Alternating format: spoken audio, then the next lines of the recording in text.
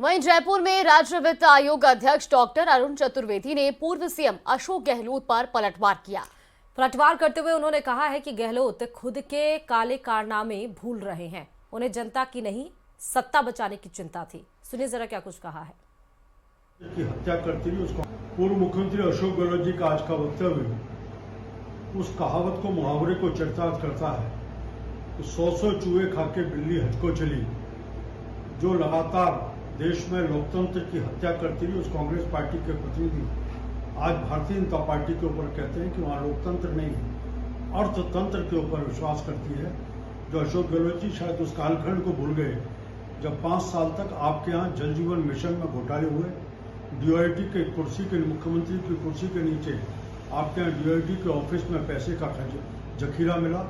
आपके यहाँ लगातार 2 साल तक विभिन्न होटलों में सरकार जनता की चिंता करने के स्थान पर आपकी सरकार होटलों के अंदर बैठी रही। 7 स्टार होटलों में लगातार आपने पैसे का दुरुपयोग कर करके अपनी सत्ता को बचाने का प्रयास किया।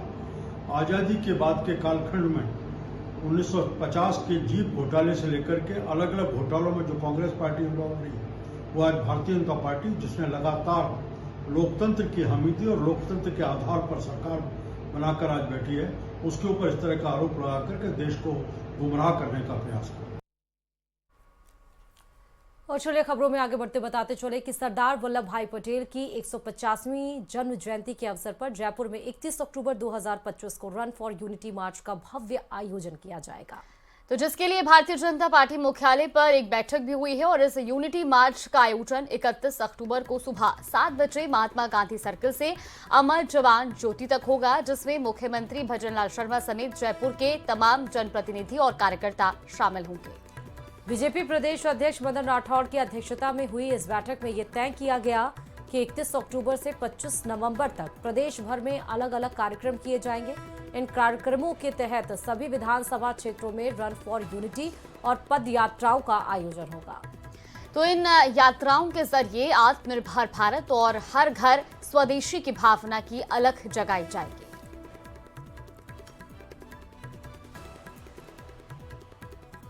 इससे कोई कमजोर नहीं कर सके, इसके लिए जागरण अभियान हम चलाना चाहते हैं।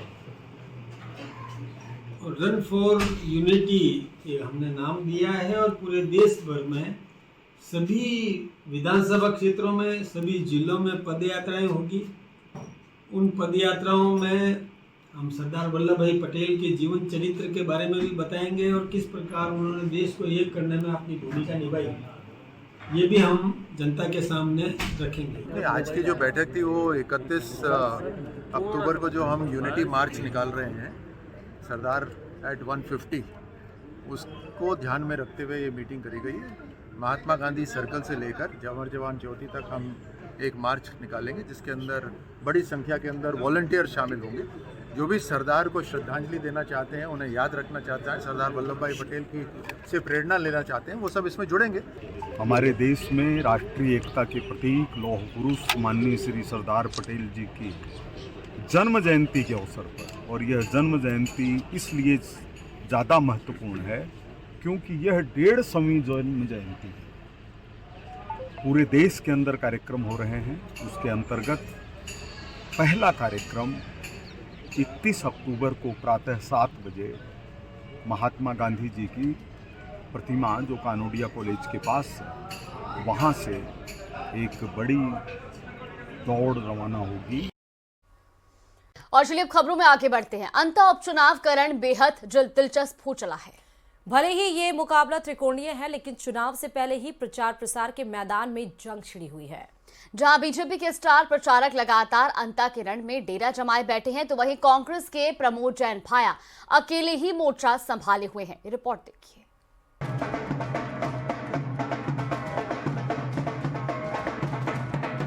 बारह की अंतर सीट पर उपचुनाव का रण अपनी चरम पर है। बीजेपी ने अंता के रण में अपनी पूरी ताकत झोंक दी है। उप मुख्यमंत्री प्रेमचंद बैरवा से लेकर कई कैबिनेट मंत्री इन दिनों अंता की गलियों में डेरा डाले हुए हैं और प्रत्याशी मोरपाल सुमन के लिए लगातार प्रचार कर रहे हैं। यहाँ तक कि बीजेपी के बड़े नेताओं में सीएम भजनलाल और वसुंधरा राजे की एंट्री की तारीख अभी तय नहीं, लेकिन स्टार प्रचारकों की फौज पूरी तरह तैयार है। जनता का प्यार और जिस तरह से विकास कार्य जो जनता के करवाए जा रहे हैं उसके हिसाब से हमेशा जनता ने आशीर्वाद दिया है। और डबल इंजन की सरकार जो हमारे राजस्थान में मुख्यमंत्री भजन लाल शर्मा जी ने विकसित राजस्थान का एक संकल्प लेते हुए आगे बढ़ रहे हैं। वहीं दूसरी ओर कांग्रेस के खेमे में तस्वीर बिल्कुल अलग है। कांग्रेस उम्मीदवार प्रमोद जैन भाया मैदान में अकेले ही ताल ठोकते नजर आ रहे हैं। भाया तो पूरी जान से हर गांव, हर ढाणी में प्रचार प्रसार कर रहे हैं, लेकिन कांग्रेस के दिग्गज नेता अभी तक प्रचार से नाराज हैं। वहीं कांग्रेस के चुनाव प्रभारी अशोक चांदना इस अकेलेपन पर सफाई देते दिख रहे हैं। चांदना का कहना है कि दिवाली के त्योहार के चलते प्रदेश के बड़े नेता प्रचार के लिए समय नहीं निकाल पाए हैं।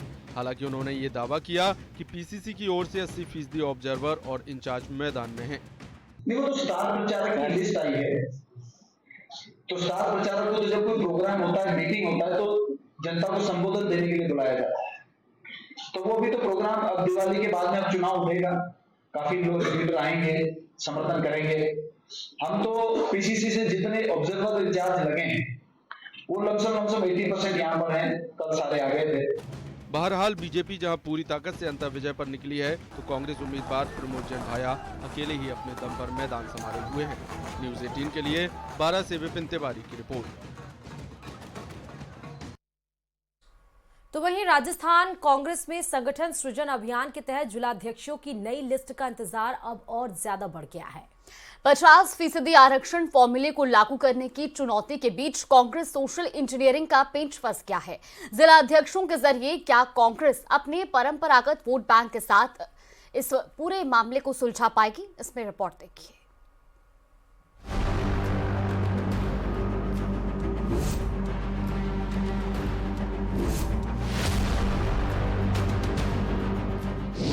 जिला अध्यक्षों की नियुक्ति फिर अटकी। दिल्ली में मंथन, बढ़ा सस्पेंस।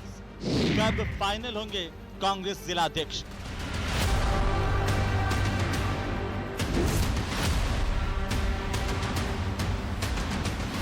राजस्थान में कांग्रेस जिला अध्यक्षों की नई लिस्ट जारी होने से पहले ही सोशल इंजीनियरिंग का गणित उलझ गया। राहुल गांधी के उदयपुर चिंतन शिविर में तय किए गए 50% आरक्षण फार्मूले की कसौटी पर अब जिला अध्यक्षों की नियुक्तियां टिकी।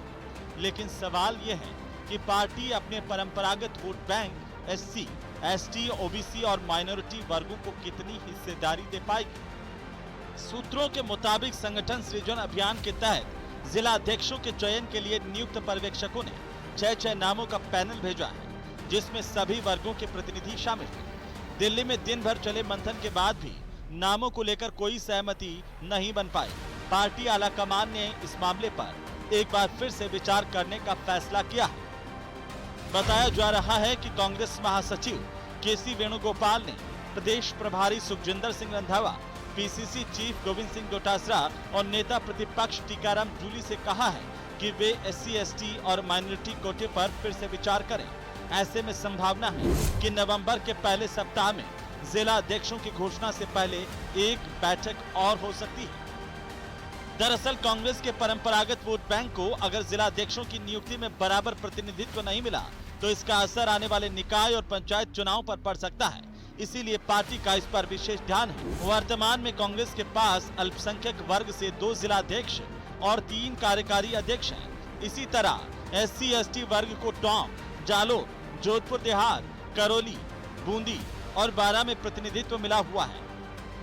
वो तो पार्टी हाईकमान ने पहले से ही चिंतन शिविर करके और फैसला ले रखा है, तो निश्चित रूप से पार्टी हाईकमान उसी के अनुरूप निर्णय लेगा। इसमें तो किसी को शक होना ही नहीं चाहिए।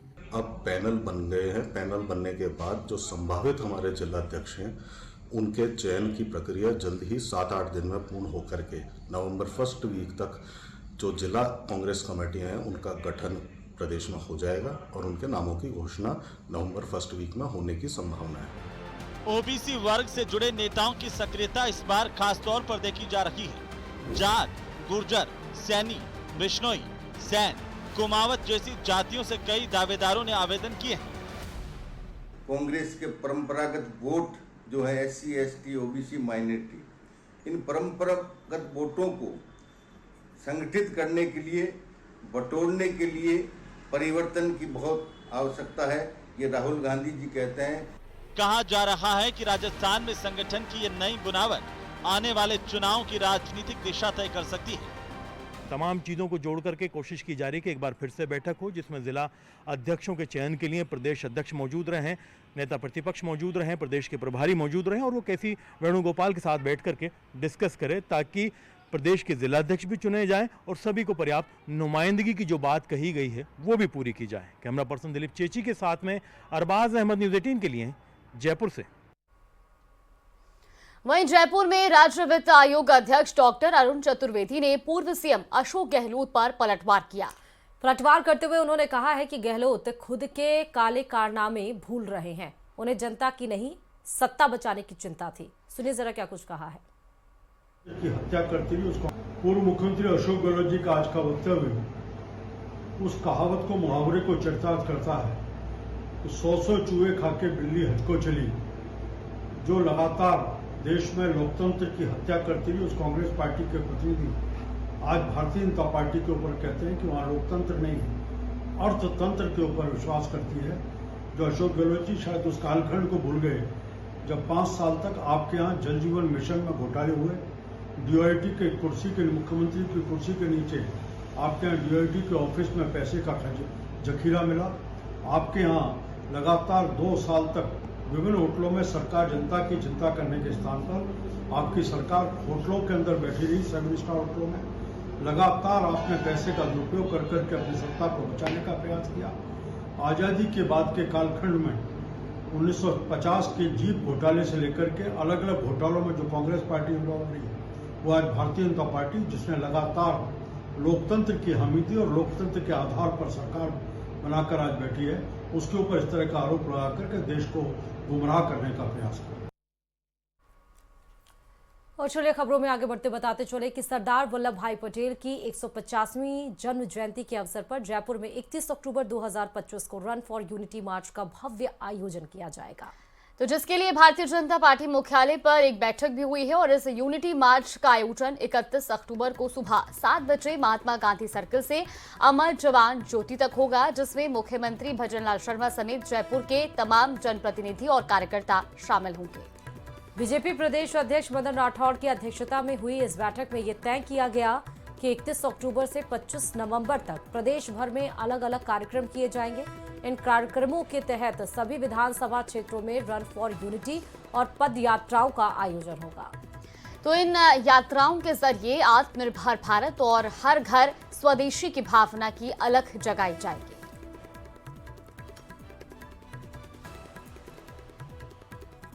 इससे कोई कमजोर नहीं कर सके, इसके लिए जागरण अभियान हम चलाना चाहते हैं।